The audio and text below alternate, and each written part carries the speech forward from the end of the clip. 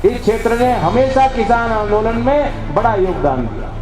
हालांकि अब इसका मिजाज बदल रहा है और इस सरकार ने आपको क्या दिया, किसानों को टॉर्च दे दी, लाठी पकड़ा दी, कहा अगर खेत है तार लगाओ और वहां पहरेदारी करो, चौकीदार बन जाओ।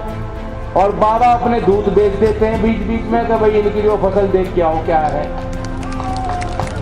सुविधाओं के नाम पे सरकार ने क्या दिया, जहां ऑक्सीजन की कमी से बच्चे लोग मर रहे थे, अगर दवाई चाहिए थी रेमडेसिविर तो पहले कमिश्नर से चिट्ठी लिखाओ, फिर डीएम से उसका स्टैंप डलवाओ और फिर टेस्ट रिपोर्ट लेके आओ, तब जाके हम मानेंगे। ऑनलाइन पहले उसको भरो फॉर्म को, तब माना जाएगा हाँ आपको अस्पताल की जरूरत है। और भर्ती का तो सवाल पूछता हूं तो मैं जानता हूं लोगों को ऐसा लगता है कि छुरी डाल दी, कभी पेपर लीक हो जाएगा, कभी इम्तिहान रद्द हो जाएंगे, भर्ती रद्द हो जाएगी। कोविड में 2 साल खराब हो गए, अगर उम्र बढ़ानी भी पड़ी तो बढ़ाएंगे, भर्ती बढ़ानी भी पड़ी तो देंगे। बाबा कहते हैं लॉ एंड ऑर्डर।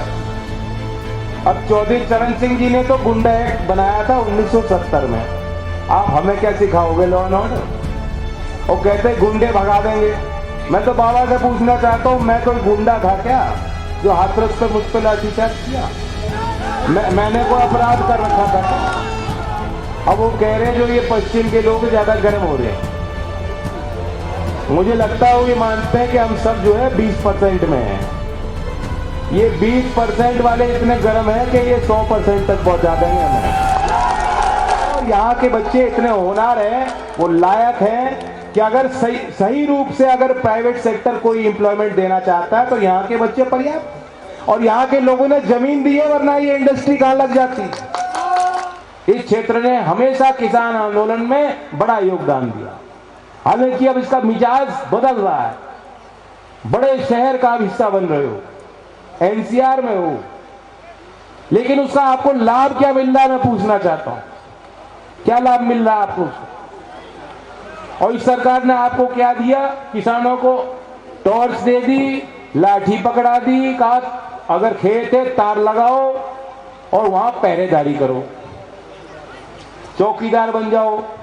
और बाबा अपने दूध बेच देते हैं बीच बीच में कि भाई इनकी जो फसल देख के आओ क्या है। और क्या मिल रहा आपको?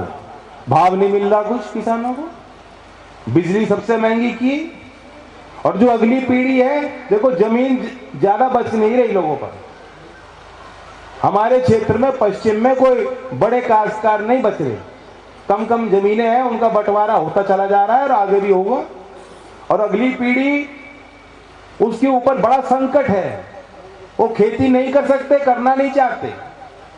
उनके लिए सरकार ने क्या किया, सुविधाओं के नाम पे सरकार ने क्या दिया, जहां ऑक्सीजन की कमी से बच्चे लोग मर रहे थे, अगर दवाई चाहिए थी रेमडेसिविर तो पहले कमिश्नर से चिट्ठी लिखाओ, फिर डीएम से उसका स्टैंप डलवाओ और फिर टेस्ट रिपोर्ट लेके आओ, तब जाके हम मानेंगे। ऑनलाइन पहले उसको भरो फॉर्म को, तब माना जाएगा हाँ आपको अस्पताल की जरूरत है। कितने लोग मारे गए ऐसे ही बेवजह? बचाव हो सकता था अगर सरकार की तैयारी होती, कोई योजना होती। सरकारी अस्पतालों की हालत देख लीजिए। और हमने एक आरटीआई डलवाई और ताज्जुब होगा आपको कि जब कोविड के 2 साल गए हैं, इसमें एक भी डॉक्टर या नर्स की भर्ती उत्तर प्रदेश सरकार ने नहीं की, एक भी डॉक्टर की भर्ती नहीं हुई। और भर्ती का तो सवाल पूछता हूं तो मैं जानता हूं लोगों को ऐसा लगता है कि छुरी डाल दी, क्योंकि बार बार भर्ती होती है, नौकरी मिलती नहीं। भर्ती बुलाई जाती है, नौकरी किसी को मिलती नहीं। कभी पेपर लीक हो जाएगा, कभी इम्तिहान रद्द हो जाएंगे, भर्ती रद्द हो जाएगी। और मैं इसलिए नौजवानों को कहना चाहता हूं, मिलिट्री की तो भर्ती हो ही नहीं रही, लेकिन फिर भी गांव में आप दौड़ लगा रहे हो। इन्होंने बात कही, मैं बात पकड़ के बता रहा हूं। अखिलेश जी से हमने बात कर ली है, हमने घोषणा पत्र में रखा था और उन्होंने भी बात रखी है, स्वीकारी है। कोविड में 2 साल खराब हो गए, अगर उम्र बढ़ानी भी पड़ी तो बढ़ाएंगे, भर्ती बढ़ानी भी पड़ी तो देंगे।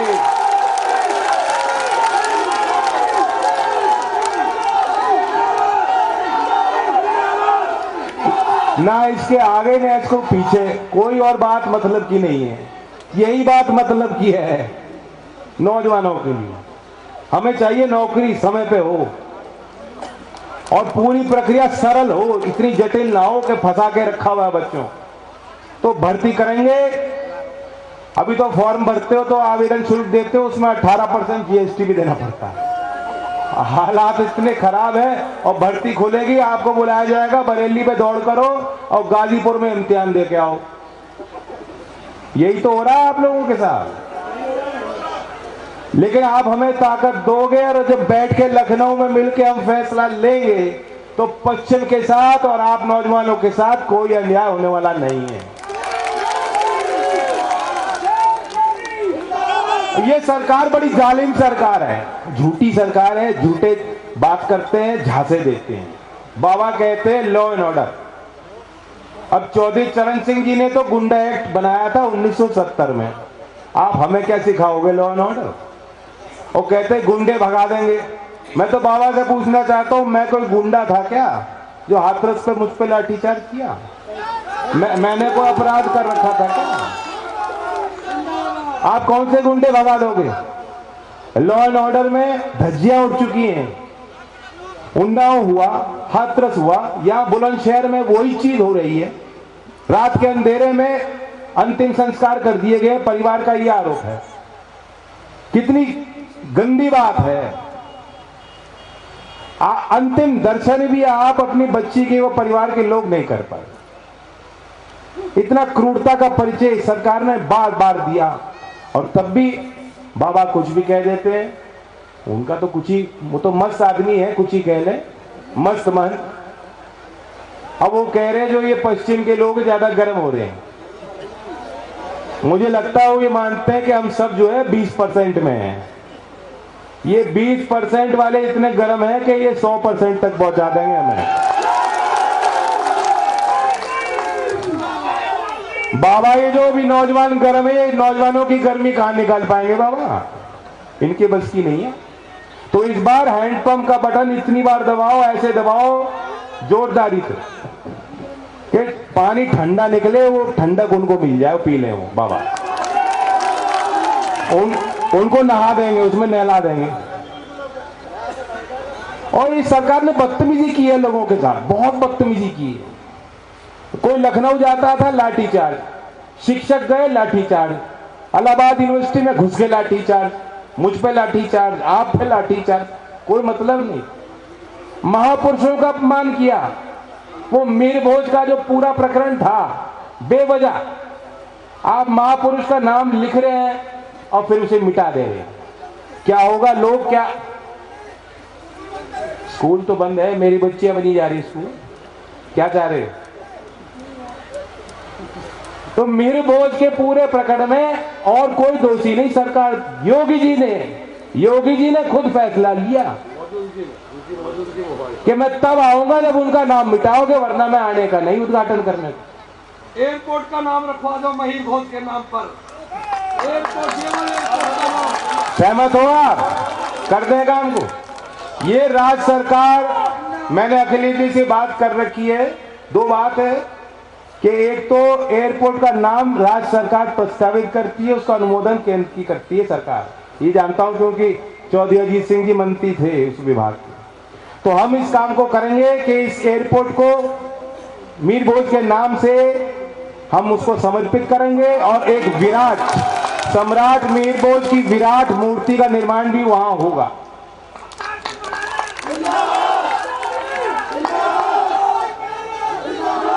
और बाकी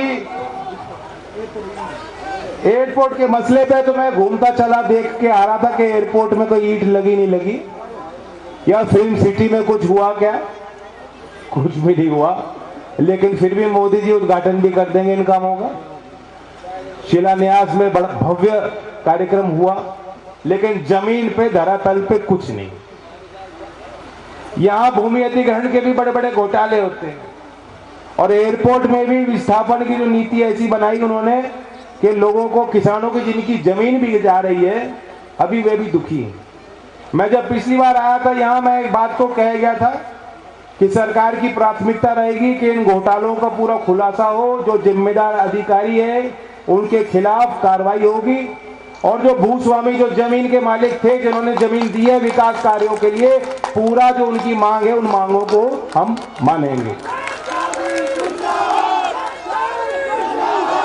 बाकी मैं इतना कहूंगा, अब चौधरी अजीत सिंह जी हमारे साथ नहीं है। ये बात एक और है मेरे संज्ञान में आई, जो असंवैधानिक काम है, पक्षपात नहीं होना चाहिए। यहाँ फैक्ट्रियों में जिस तरह के बोर्ड लगाए गए कि बाहर वाले ही जो है नौकरी पाएंगे, नोएडा का आदमी मुंबई जाके नौकरी करता है। जब हरियाणा ने लोकल के लिए आरक्षण किया, मैं उन्हें उसका भी विरोध किया था। क्यों किया? कि असंवैधानिक। लेकिन उसी तरह से अगर यहाँ ये कहा जाएगा कि लोकल आदमी को नहीं रखेंगे, यह भी असंवैधानिक। इसलिए क्षमता के अनुरूप जो आपकी क्षमता है, और यहाँ के बच्चे इतने होनहार हैं, वो लायक हैं कि अगर सही रूप से अगर प्राइवेट सेक्टर कोई एम्प्लॉयमेंट देना चाहता है तो यहाँ के बच्चे पर्याप्त। और यहाँ के लोगों ने जमीन दी है, वरना ये इंडस्ट्री कहाँ लग जाती। इसलिए इन बच्चों के साथ न्याय हो, हमारी सरकार पूरा आपको संरक्षण देगी। और बाकी मैं कहना चाहता हूँ, बाकी बातें तो ऐसी हैं, अब चौधरी अजीत सिंह जी नहीं है, बहुत सोच समझ के हमने एक फैसला लिया कि किस तरह से हम एक समीकरण बनाएं, पश्चिम से आवाज निकले और उत्तर प्रदेश में किसान और नौजवानों की खुशहाली के लिए हम सरकार बनाएं। इसलिए हम और समाजवादी पार्टी और अन्य सहयोगी दल उत्तर प्रदेश की विकास की संभावनाओं को पर देने के लिए, उन संभावनाओं को पूरा करने के लिए हम संकल्पित हैं। आप आशीर्वाद दें 10 तारीख में, ये समझ के कि मैं खुद यहां से चुनाव लड़ रहा हूं, उसी तरह से अवतार बढ़ाना जी को वोट करके जिताएं। यही मेरी अपील है। धन्यवाद। जय हिंद, जय भारत।